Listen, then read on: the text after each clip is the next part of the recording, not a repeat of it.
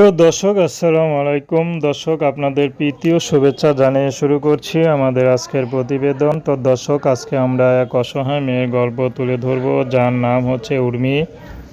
উর্মি গ্রামের এক সহজ সরল মেয়ে। উর্মির বিয়ে শাদির জন্য ইউটিউবে এসেছে। উর্মি চাচ্ছে ভালো একটা মানুষ, যে মানুষটি সারা জীবন তার পাশে থাকবে, তাকে কখনো ছেড়ে যাবে না, তেমন একটা মানুষ পেলে উর্মি বিয়ে শাদি করতে রাজি আছে। উর্মির ব্যক্তিগত কোনো পছন্দ নেই, কোনো চাওয়া পাওয়া নেই। উর্মি চাচ্ছে যে মানুষটি তার সুখে দুঃখে পাশে থাকবে, সে মানুষটি যেমনই হোক, উর্মির বিয়ে শাদী করতে আপত্তি নেই।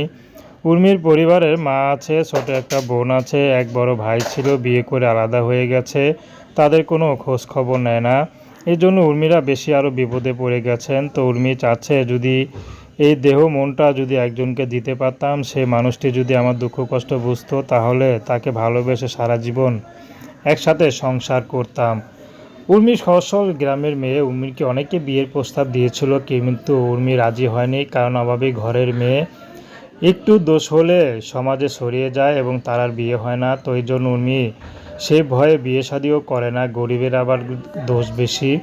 তো উর্মি চাচ্ছে যাকে বিয়ে করবে তার সাথে না হয় বিয়ের পরেই প্রেম ভালোবাসা করবে, তার ঘরে যদি স্ত্রী থাকে, সে যদি প্রবাসেও থাকে, তার কোনো আপত্তি নেই।